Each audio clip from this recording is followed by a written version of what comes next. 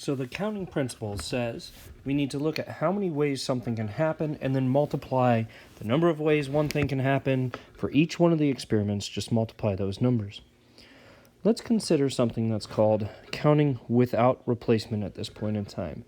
Without replacement to you should mean no repeating.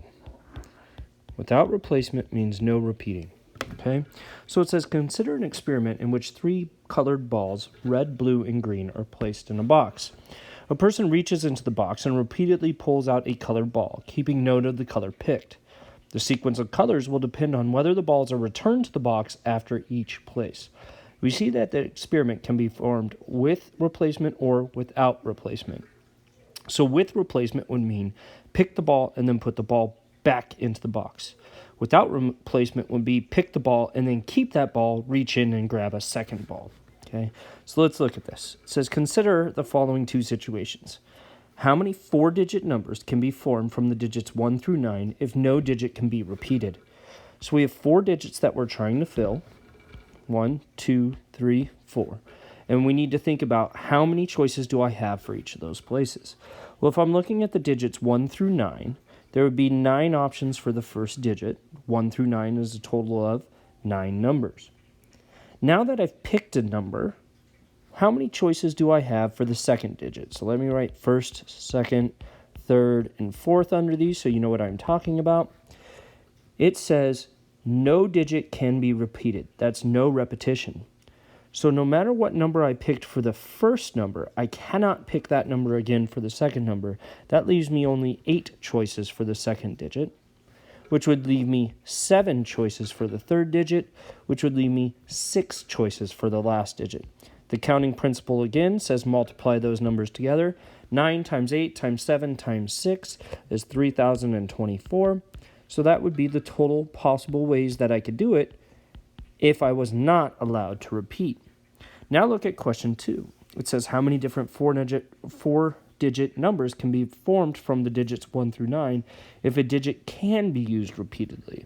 So we're doing the exact same experiment, the exact same thing. We're picking our first, second, third, and fourth digit of our numbers. But now think about the choices. I have the numbers 1 through 9, which is 9 choices for the first. I still have every single one of the 9 available for the second, 9 available for the third, and 9 available for the fourth. Rather than typing 9 times 9 times 9 times 9 times 9 in the calculator, you might just want to use the exponential notation and put 9 to the fourth, which is a total of 6,561 total ways. So in general, the question becomes, does a multi-stage experiment performed with replacement generally have more or fewer possible outcomes with the same experiment without replacement? In other words, do you put the ball back in the bag or take the ball out of the bag? If you take the ball out of the bag, there's fewer balls to choose from on that next choice. So that would be a smaller number that you're multiplying it by. So always, if you allow replacement, replacement should have more. If it's no replacement, it would be less choices. Let's see if we can get this in example 11. It says, from the letters A, B, C, D, and E, how many 4-letter groups can be formed if a letter can be used more than once? So what are we trying to do? We're trying to pick a 4-letter group. So I'm going to put my first, second, third, and fourth boxes for what I want to pick. Now I need to think about how many choices do I have for each one of those boxes. I have the letters A, B, C, D, and E, which is a total of 5 choices. I can use them more than once, so that allows me still 5 choices for the second, 5 choices for the third, and 5 choices for the fourth.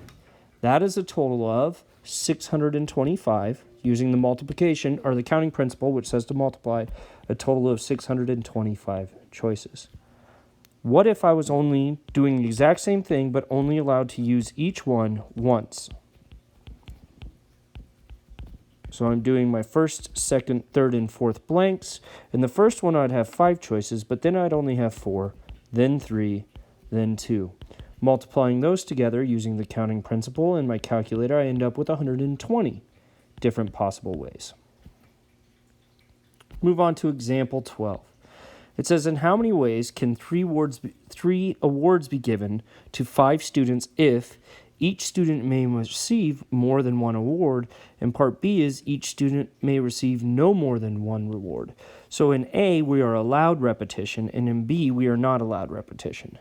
So what am I doing? I'm giving away 3 awards, so there's 3 things that I have to pick from. I have my first award, second award, and third award. I'm going to do that for the second problem as well, because it's the exact same problem. The only difference is with replacement or without. Let's think about it if they can receive more than one award. Well, there's 5 students, so there's 5 students who can receive the first, 5 students who can receive the second, and 5 students who can receive the third, which is a total of 125 possible ways of assigning the 3 awards, if repetition is allowed. But if I do the exact same problem without repetition, I'd have 5 students could receive the first. There would only be 4 students left for the second one and 3 students left for the third one. This is a total of 60 possible ways. Again, notice, if repetition is allowed, that number is always going to be bigger than if repetition is not allowed.